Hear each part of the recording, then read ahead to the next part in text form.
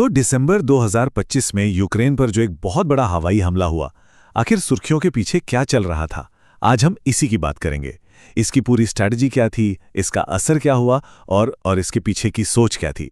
चलिए इसी को समझने की कोशिश करते हैं। जरा सोचिए, एक पल में आपके शहर की सारी बत्तियां एक साथ गुल हो जाती हैं। यही असलियत थी यूक्रेन के 10 लाख से भी ज्यादा लोगों के लिए।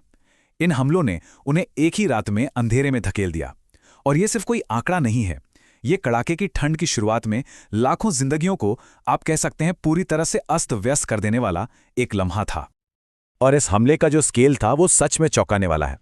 रूस ने 653 ड्रोन तैनात किए थे इस एक हमले में। सोचिए, 653, ये नंबर हमें सिर्फ एक अंदाजा देता है कि ये कितना बड़ा मिलिट्री ऑपरेशन था।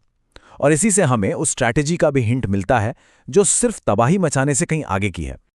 तो इस पूरे विश्लेषण को समझने के लिए हम कुछ खास हिस्सों पर ध्यान देंगे। सबसे पहले ये हमला असल में था क्या, फिर देखेंगे कि इसके पीछे सैचुरेशन का सिद्धांत क्या है, सर्दियों को एक हथियार की तरह कैसे इस्तेमाल किया गया और यूक्रेन ने इसका जवाब कैसे दिया, और आखिर में इन सब का बड़े जियोपॉलिटिकल सीन पर क्या मतलब निकलता है। ठीक है, तो चलिए पहले हिस्से से शुरू करते हैं। देखिए, ये कोई एक जगह पर हुआ हमला नहीं था, नहीं, ये ड्रोन्स और मिसाइलों की एक सोची समझी, बिल्कुल कोऑर्डिनेटेड लहर थी, जिसे पूरे यूक्रेन पर एक साथ छोड़ा गया। नतीजा, पूरे देश में एयर रेड सायरन एक साथ बज उठे। अब टारगेट्स का जो चुनाव था ना, वो इस हमले की पूरी स्ट्रैटेजी को साफ कर देता है। निशाना सिर्फ मिलिट्री ठिकानों पर नहीं था, नहीं, उन्होंने एनर्जी ग्रिड को निशाना बनाया, ओडेसा के अनाज गोदामों जैसे इकोनॉमिक सेंटर्स को, और फस्टिव जैसे बड़े रेलवे स्टेशंस को भी। मतलब साफ था, यूक्रेन की एनर्जी, उसकी अर्थव्यवस्था और उसके लॉजिस्टिक्स, इन तीनों सिस्टम को एक साथ पंगु बना देना। तो सवाल ये उठता है कि इतने बड़े पैमाने पर हमला क्यों? आखिर क्यों? इसका जवाब सिर्फ नंबरों में नहीं है, बल्कि एक खास मिलिट्री सिद्धांत में छिपा है। चलिए आगे बढ़ते हैं और देखते हैं कि ये सिद्धांत आखिर काम कैसे करता है। इसे कहते हैं सैचुरेशन वॉरफेयर। इसका आइडिया बड़ा सिंपल लेकिन उतना ही क्रूर है। आप दुश्मन के एयर डिफेंस पर इतने ज्यादा ड्रोन्स और मिसाइलें एक साथ दागते हैं कि वो उन सबको रोक ही ना पाएं। ये एक तरह से टेक्नोलॉजी को नंबर्स से हराने की कोशिश है। गारंटी इस बात की कि कुछ हमले तो अपने टारगेट तक पहुंचेंगे ही पहुंचेंगे। और ये स्लाइड इस स्ट्रैटेजी के पीछे की जो इकोनॉमिक लड़ाई है उसे बहुत अच्छे से दिखाती है। एक तरफ है रूस के अपेक्षाकृत सस्ते शाहीद टाइप ड्रोन, वहीं दूसरी तरफ यूक्रेन को इन्हें रोकने के लिए नैसैम्स या पेट्रियट सिस्टम से दागे जाने वाले बेहद बेहद महंगे इंटरसेप्टर इस्तेमाल करने पड़ते हैं। तो ये एक इकोनॉमिक लड़ाई भी है जिसका मकसद सिर्फ टारगेट को तबाह करना नहीं, बल्कि यूक्रेन के कीमती और लिमिटेड डिफेंस रिसोर्सेज को धीरे धीरे खत्म करना भी है। अब आते हैं इस स्ट्रैटेजी के सबसे भयानक पहलू पर, इसका इंसानों पर असर। देखिए, जब आप सर्दियों के ठीक शुरू में देश के एनर्जी इंफ्रास्ट्रक्चर पर हमला करते हैं तो आप सिर्फ इमारतों को निशाना नहीं बना रहे होते, आप असल में ठंड को ही एक हथियार के तौर पर इस्तेमाल कर रहे होते हैं। संयुक्त राष्ट्र की ये रिपोर्ट इसकी गंभीरता को बिल्कुल साफ कर देती है। ये सिर्फ बिजली जाने की बात नहीं है, इसका असर बहुत गहरा है। मतलब पीने का साफ पानी नहीं, सीवेज सिस्टम काम नहीं कर रहा और कड़ाके की ठंड में कोई हीटिंग नहीं। ये एक तरह से बेसिक सर्विसेज का चेन रिएक्शन में फेल होना है, जो मॉडर्न जिंदगी को लगभग नामुमकिन बना देता है। और ये कोई टेम्पररी दिक्कत नहीं है, ये पावर ग्रिड को सिस्टमैटिक तरीके से तबाह करने जैसा है। मार्च 2024 से ही यूक्रेन के थर्मल पावर प्लांट्स की लगभग 3/4 यानी 73% उत्पादन क्षमता या तो डैमेज हो चुकी है या पूरी तरह से नष्ट। इस तरह के नुकसान को ठीक करने में महीने नहीं बल्कि सालों लग जाते हैं। ये देश की एनर्जी सिक्योरिटी के लिए एक बहुत बड़ा लॉन्ग टर्म खतरा है। और यूएन के मुताबिक इन हमलों का एक गहरा मनोवैज्ञानिक मकसद भी हो सकता है।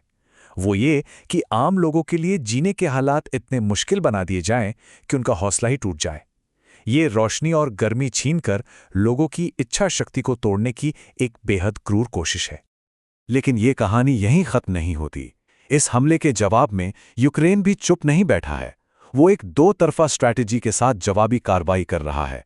एक तरफ अपने बहुत असरदार एयर डिफेंस से बचाव और दूसरी तरफ रूसी एसेट्स पर सीधे हमले करके जवाबी कार्रवाई। यूक्रेन के एयर डिफेंस की सफलता दर वाकई में कमाल की है। दिसंबर वाले हमले में 653 में से 585 ड्रोन को मार गिराया गया। ये लगभग 90% का इंटरसेप्शन रेट है, जो कि अविश्वसनीय है। लेकिन सैचुरेशन स्ट्रैटेजी की क्रूरता यही है कि जो बाकी 10% बचकर निकल जाते हैं वो भी भारी नुकसान पहुंचाने और दहशत फैलाने के लिए काफ़ी होते हैं। यूक्रेन सिर्फ बचाव ही नहीं कर रहा, वो पलटवार भी कर रहा है। वो रूस के अंदर जाकर तेल रिफाइनरियों और मिलिट्री इंडस्ट्रियल फैक्ट्रीज जैसे स्ट्रेटेजिक टारगेट्स पर हमला कर रहा है। मकसद उस पूरी सप्लाई चेन को ही तोड़ देना जो इन हवाई हमलों को मुमकिन बनाती है। मतलब समस्या को उसकी जड़ से ही खत्म करने की कोशिश। ये सब हमें जंग के मैदान से निकालकर बड़े जियोपॉलिटिकल सीन में ले आता है। यहाँ पर मिलिट्री एक्शन के साथ साथ एक परमानेंट हल निकालने की मुश्किल कोशिशें भी चल रही हैं। अमेरिका की अगुवाई में जो शांति वार्ता चल रही है वो बहुत उलझी हुई है। जमीन और सुरक्षा जैसे बुनियादी मुद्दों पर ही गहरी असहमति है। यूक्रेन अपने कब्जे वाले इलाके को छोड़ने से साफ इनकार करता है, जबकि रूस अपनी सेना हटाने से पहले यूक्रेनी सेना को पीछे हटने के लिए कह रहा है। तो एक तरह से मामला फंसा हुआ है। और इसी बीच इंटरनेशनल लेवल पर कानूनी कार्रवाई भी शुरू हो गई है। इंटरनेशनल क्रिमिनल कोर्ट ने एनर्जी इंफ्रास्ट्रक्चर पर इन हमलों के लिए रूस के सीनियर मिलिट्री अधिकारियों के खिलाफ गिरफ्तारी वारंट जारी किए हैं। ये एक बहुत बड़ा संदेश है कि आम लोगों से जुड़ी चीजों को निशाना बनाना एक वॉर क्राइम माना जा सकता है और इसकी जवाबदेही तय की जाएगी। और आखिर में बात करते हैं कीमत की।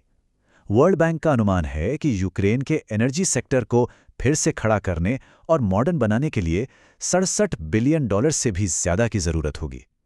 ये एक हैरान कर देने वाला आंकड़ा है जो सिर्फ तबाही को ही नहीं दिखाता, बल्कि आने वाले सालों में रीबिल्डिंग के विशाल चैलेंज को भी दिखाता है।